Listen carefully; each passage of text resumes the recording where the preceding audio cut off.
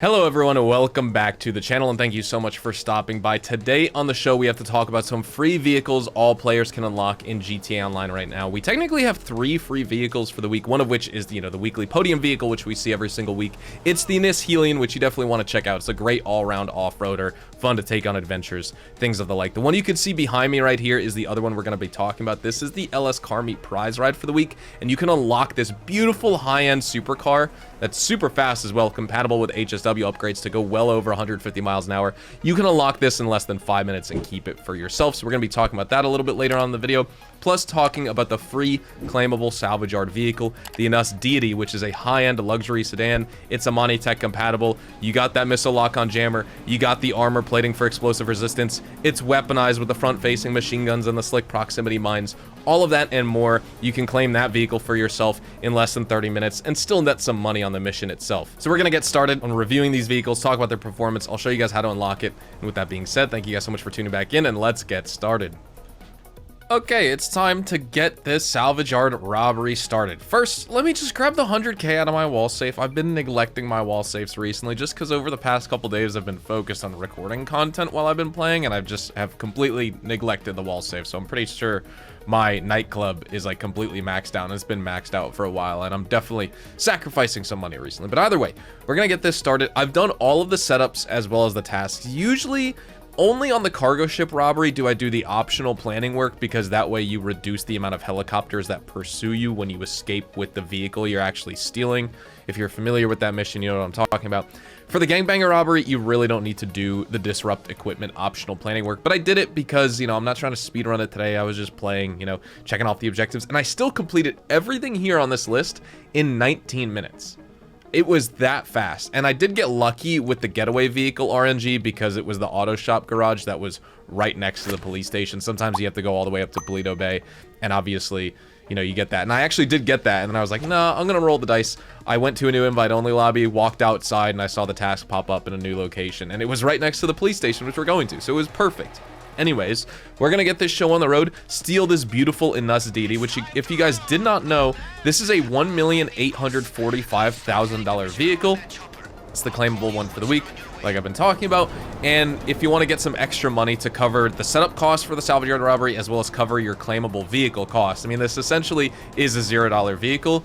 You just need to complete the bonus objectives, which is you get $10,000 for no cop lives lost, so don't kill them. Jailbreak in 3 minutes, that's another 10,000. If you escape and King Tiny has 75% health or more, $10,000. Complete all the challenges, $20,000 bonus for a total of the 50K right there. So it's a very, very simple set of bonus objectives. So with that said, let's fly over to the police station. We'll throw our tear gas, go in, raid the police station, and rescue King Tiny. Once you land, just incapacitate the cop real fast before you start throwing the tear gas. The game will tell you that too, so you don't have to worry. But then we just have to throw a bunch of these into the vents. I always love to get this one from like downtown and see if I overshoot it. I never know if I can get it. Okay, that's a little bit too far. That one should be right in. Let's get this show on the road, ladies and gentlemen. So yes, if you do the optional disrupt the equipment objective, these cops won't have any gas masks, or many gas masks at all, which means it will technically make your escape faster because you won't need to tase as many guards and, wait on the cooldown of the stun gun and, just risk your life and stuff like that, or risk killing the cops too. So in theory, if you want to make sure you get the bonus objective of doing this in 3 minutes, it would behoove you to do the disrupt equipment. I still don't think it's necessary though. It's just an option, right? Like this guy's in the corner. You have to go through all these rooms anyway to find the cell key, and some of these guys have gas masks anyway, so it's like, you might as well just tase everyone regardless. Let me go through here because this guard... Oh, I missed. That's a problem. Come on. Okay. That was actually close. The keys aren't even here. Could the keys be in this room? Yep. I rarely get the keys in this spot. That's so interesting. This is typically the last room I check, but at least I'm next to the staircase. Head downstairs. This guy will be right here, so just be prepared. It showed him on the minimap. Wait, is no one there? What the heck? That was weird. Let's log on to the computer here. Quick hacking job. This is probably one of my favorites just because it's so easy. Sometimes I try and be super quick with it and I'll mess it up, but like it's pretty hard to actually mess up, especially if you just take your time. All right, King Tiny. It's time to let you out of here, my guy. Let's open King Tiny's cell. This guy's gonna start shooting me in a second. So while he's leaving, let me make sure I can stun gun this guy. we'll get over to the door here. There's gonna be 2 guards that come down the stairs, so just keep that in mind. What I like to do actually is just wait right here, stun gun the first. That gives you some cooldown, and then you can stun gun the second before that guy even has a chance to hit you. Now, with this is a very interesting strategy. I don't know if this is the best, and I'm just kind of live commentating this in case you guys are having trouble with this mission itself. What I like to do, actually, is once I shoot this box, run across this street as fast as possible, and hope King Tiny doesn't get run over by this SWAT van. It's happened before, and I'm hoping it doesn't happen again. I'm hoping he's good. Come on, King Tiny. Oh, he got run over. Oh, King Tiny, no. Come on, buddy. We gotta go, King Tiny. Come on, my boy. Come on, my boy. Jeez. Okay, so that's a good example of it absolutely failing. I typically like to use this spot because sometimes he can get across the street fast enough and avoid getting shot. That time, it showed you how he got shot anyways. Now, sometimes I just go down the storm drain behind me and I can escape the cops. What I'm just gonna do is do the cheese and just go to the classic spot over on the highway here, and then we'll just book it to the airport. There we go. We've lost the wanted level. Now we just need to take King Tiny to LSIA. So far, that is 3 for 3 on the bonus objectives. We didn't kill any cops. We did the jailbreak in less than 3 minutes for sure. And then we also got King Tiny out of there with 75% or more health. Now, once we drop King Tiny off, we need to go basically attack some criminal organization. I think it's typically the Triads, but it could be some group of gangbangers, whether it's the Ballas. Yeah, it's typically the Ballas. I don't know if I've ever fought... No, I've fought the Vagos too. You know, just one of the factions in game, right? That's where you steal the vehicle.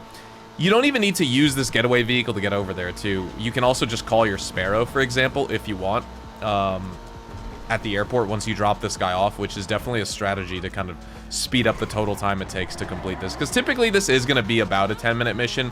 20 minutes on the setups, call it 10 minutes on this finale. You're looking at about 30 minutes total for the gangbanger robbery, give or take a few minutes, depending on how fast or slow you are. So perfect. We dropped this guy off. We're going to get this little cutscene of him getting into his helicopter. It's a very short one. It's only, you know, 10 seconds, 15 seconds or so. But once he takes off, this is when we're going to call our personal vehicle here. Or not our personal vehicle, but we could just call our Sparrow, for example. And this should spawn basically right on top of us. And that way now we can fly to the Kangpei hideout, take out these guys. You could just use your missiles to blow them up. Be careful you don't blow up the car you're trying to steal itself. But at least, even if, like, I like to take in-game gunfights on foot most of the time, just because that's how I like to have fun. So I'm gonna fly over there just to make it the journey faster, but then I'm still gonna fight the guys with my normal weapons. If you're like me, just be careful when you're landing so you don't get shot and killed, like what happened with me right there. Because I totally goofed and forgot. I mean, these guys, like, rip you apart in terms of damage. And this is why I typically will just drive, even if this is technically faster. Because, you know, typically when you fly over here on a helicopter to save time, you want to land close to where the objective is. I did, and I got shot out of it before I could even bring up my weapon wheel to start healing and throwing on armor. And yeah, that's completely my fault, but still, that just doesn't happen if I drive in here normally and play the game, you know, the way I know that works for me, right? These guys will just rip you to pieces. Like, I could be in the middle of focusing shooting that guy, and meanwhile, this guy had all his bullets blocked by the car before. He'll just start one-shotting me. So let me just mag dump into his groin a bunch of times right there. That's what you get, sucker. All right, so here is... Oh, look, I use all my armor. Here's the claimable deity with the LS Pounder's plate. Respect. You know, this is the same deity we saw in the past. This is actually the deity that we saw featured in a salvage yard robbery, one of the first original weeks of the McTony robbery releasing, the one with the sub. When we had it that week, it was this exact vehicle, so they've rotated. Oh, I'm not even using my gun. Okay, this is annoying here. Hold on. Let me back up. Hopefully, okay, good. I was gonna say, hopefully that doesn't blow up my car. Yeah, let's get out of here. Let's get to the salvage yard. And here we go. We will deliver this bad boy right in here. Now that we've stolen it, of course, you now have the option to claim it. This is a $1.845 million vehicle if you want to buy it off Legendary Motorsport. Of course, you can claim it for $10,000 if you have the document forgery office, $20,000 normally. Normally, even if you are paying $20,000, if you complete all the bonus objectives here, you're still technically netting $10,000 for the mission because the setup cost is $20, so minus that from your $50, plus also minus the additional 20 for claiming the vehicle. So either way, even if you complete all bonus objectives, you're still netting at least $10,000 for the mission. That is covering any sort of investment you have. This is a $0 vehicle. You don't need to go onto Legendary Motorsport and buy it for its full price. Even if we want to count the $20,000 claimable fee and the $20,000 setup cost, are we really gonna piss our pants over a vehicle that costs 2.1% of the original purchase value if you want to buy it off the in-game websites? I mean, seriously, let's not get crazy now. The Enus Deity is an awesome vehicle. So if you inspect it here, we can sell it for $392,000. This is the top range vehicle for the week. There's no reason to ever salvage it, but you can if you want. I would always recommend just sell the vehicle, or if it's a claimable vehicle that you want to keep, then you can keep it. This is a high-end luxury sedan. You're going to get pretty good style, good enough speed and utility here. If you want like a business class sort of vehicle, this is going to have it, and it comes with teeth, you know? I mean, look how aggressive this thing looks. Beautiful looking Bentley, strong performance stats across the board. You get fast acceleration, high top speed, got really nice rear wheel drive handling, even in rainy conditions, or if you bring this thing in the snow later this winter.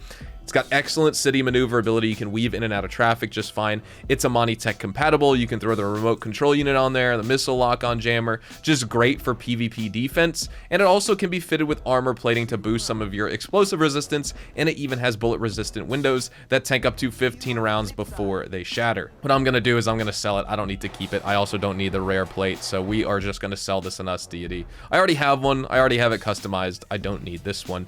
That being said, though, you also get some front-facing machine guns with this vehicle. You get slick proximity mines. Those are going to cause your enemy pursuers to spin out, you know, and you can just kind of avoid doing some direct damage to them because they're just going to be trailing you and spin out from those. Doesn't have the strongest Imani Tech traits out of any vehicle, you know, in the game, but it's overall got really good versatility, combat utility.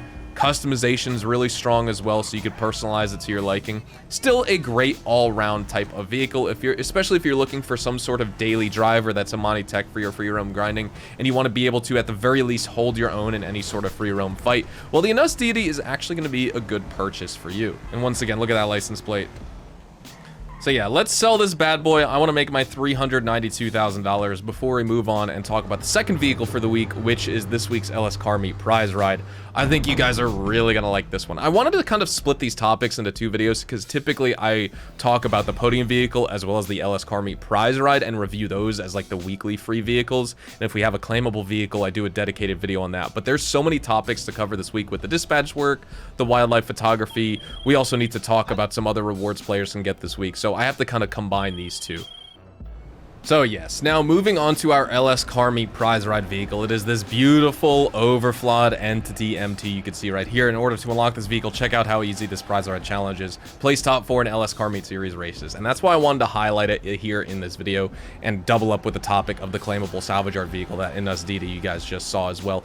The reason this is such a great vehicle, one, is because it's a very fast supercar with the HSW upgrades, but you don't even need to do this challenge for multiple days in a row. You know, typically we have to do it for at least 2 days in a row, 3 days, 4 days, 5 days sometimes. You just need to place top 4 in an LS Car Meet series race once, so you can join a race with one other random player, a drag race, come in second place, you don't even have to win, and you will unlock this vehicle because there's only 2 players in that race, right? So automatically you're placing top 4, and boom, you have this beautiful supercar right here. If you want to buy this vehicle off in-game websites, it's going to run you $2,355,000, and you're getting it for less than a couple minutes worth of work and effort here in this game. So like I said, very fast, 131 mile an hour top speed. If you add HSW upgrades on enhanced, it bumps it over to 150 miles an hour. You do have engine resistance, but of course, if you add the HSW, that's going to get rid of that. So if you are on legacy, then you're going to have it. That's going to hold you back from this being like an absolute S-tier vehicle. But if you're on enhanced and you apply HSW, you're going to be good to go.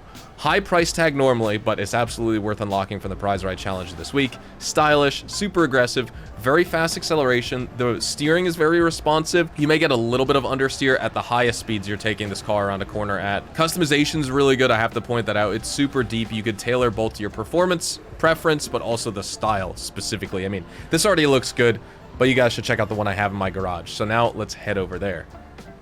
Here we are in my CEO office garage. Let's hop into my customized overflawed entity MT here, take it out on the track, and see how we can do in terms of the performance. This garage is like filled with overflawed vehicles. I'm pretty sure I have every single one, all of the entities. and the Tyrant, even though that thing kind of sucks. This Overflot Entity MT, though, is just an overall solid vehicle. I am on Legacy, so I'm suffering from the engine resistance. Even if you're on Enhanced, this vehicle will suffer from that engine resistance as well, slowing down the overall speed and acceleration, and when you actually upshift. But of course, if you apply the HSW upgrades, which if you're on Enhanced, I see no reason why you wouldn't with this car. This becomes one of the, maybe not top 5, but top 10 HSW vehicles in the game.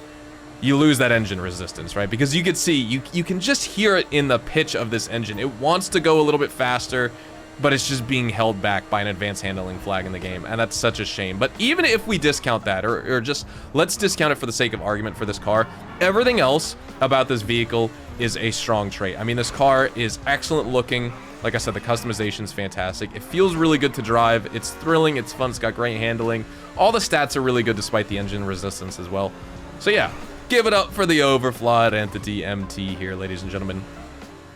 I think we are going to wrap things up right here, though. So thank you guys so much for watching today's video. Drop a like if you guys enjoyed. Subscribe to the channel if you guys are new. Also, make sure to check me out over on Twitch, Twitter, and Instagram to stay up to date with me on all social media platforms outside of YouTube, specifically twitch.tv/HazardOusHDTV for more GTA Online money grinding live streams. Definitely got to get on the grind back over on that platform as well. But, you know, also, hopefully you appreciated kind of the 2-in-1 video topic today. Claimable vehicle is a free vehicle. Talking about the prize ride. And also the Enus Helion, which is this week's podium vehicle. I didn't really have time to talk about it in this episode, but it is a good vehicle, good off-roader. Definitely, if you can win it off the lucky wheel, definitely keep it because it's just a really awesome vehicle. So yes, have a fantastic day. Thank you so much for watching. I'll see you guys in the next one. Adios, amigos.